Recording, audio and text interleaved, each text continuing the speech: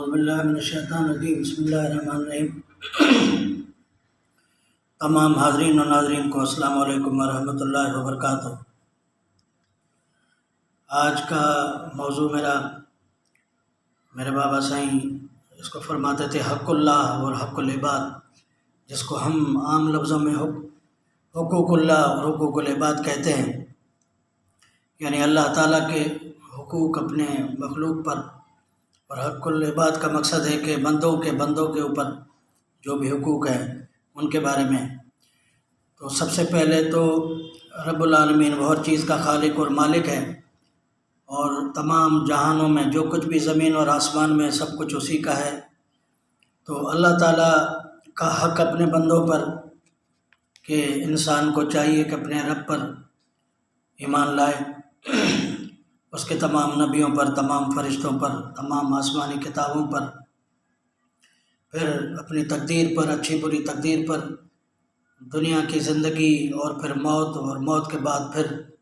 اس دنیا میں اٹھنے پر ایمان ہونا چاہیے۔ اور یہ سب حق اللہ کے تقاضے ہیں کہ اپنے رب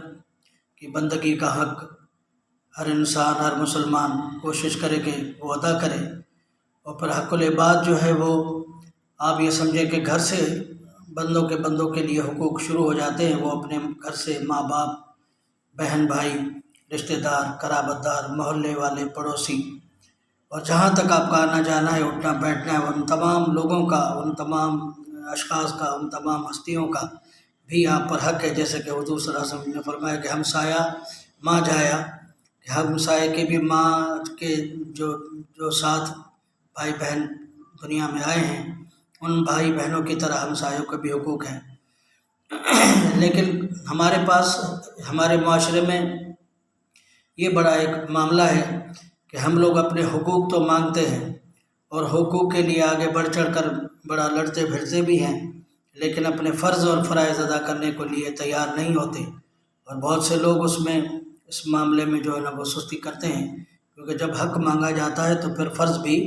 ادا کیا جاتا ہے، فرض فرائض بھی۔ تو دوسروں کے ہیں نا، ہم جب دوسروں سے اپنے حقوق مانگتے ہیں، اللہ تعالیٰ سے حقوق مانگتے ہیں، ان کے بندوں سے اپنے حقوق مانگتے ہیں، تو پھر بندوں کا بھی تو بندوں کے اوپر حق ہے۔ آپ سچی دل سے سوچیں کہ ہم نے اپنے ماں باپ کا، اپنے رشتہ داروں کا، اپنے دوست احباب کا، اپنے پڑوسیوں کا، اپنے ملنے والوں کا، اٹھنے بیٹھنے والوں کا، اپنے زیر دست جتنے لوگ ہیں کام کرنے والے، ان کا کیا حق ادا کیا ساری زندگی، ان کے ساتھ ہمارا کیا سلوک رہا۔ تو اس بات پر غور کرنا چاہیے۔ پھر سچے دل سے اگر آپ سوچیں کہ ہم نے اپنے رب کی بندگی کا کیا حق ادا کیا، جو کچھ بھی اس کے فرمودات تھے، ہم نے کہاں تک اس پر عمل کیا، کہاں تک اس سے جو ہے نا اس کی انحرافی کی، کہاں تک ہم اس کے خلاف گئے، اور پھر ہم اپنے نبی سرور عالم صلی اللہ علیہ وآلہ وسلم کی کہاں تک فرما برداری کی، ان کی سنتوں پر عمل کیا، ان کے فرمودات پر عمل کیا۔ تو یہ ایسی بہت سی باتیں ہیں۔ ان حقوق کا یقیناً ہمیں آپ سب کو خیال رکھنا چاہیے کہ ہم پر ہمارے خالق اور مالک، جس نے ہمیں بنایا، جس نے ہمیں بھیجا،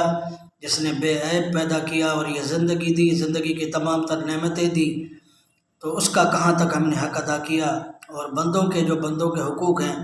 اور یہاں تک جیسا کہ آپ بزرگوں سے اور لوگوں سے سنتے رہتے ہیں کہ رب کے حق میں اگر کوئی کمی پیشی انسان سے ہو گئی تو مالک بے پرواہ بادشاہ ہے، وہ معاف کرنے والا ہے، فیاض ہے، کریم ہے۔ لیکن بندوں کے حقوق میں جب تک اس بندے کا حق آپ ادا نہیں کرتے، وہ بندہ آپ کو معاف نہیں کرتا، تب تک اللہ تعالیٰ کی ذات آپ کو معاف نہیں کرے گی۔ تو وہ سائیں ہمارے ایک شعر پڑھتے تھے کہ جان دی ہوئی اسی کی تھی، جان دی ہوئی اسی کی تھی، حق تو یہ ہے کہ حق ادا نہ ہوا، حق تو یہ ہے کہ حق ادا نہ ہوا۔ السلام علیکم ورحمۃ اللہ وبرکاتہ۔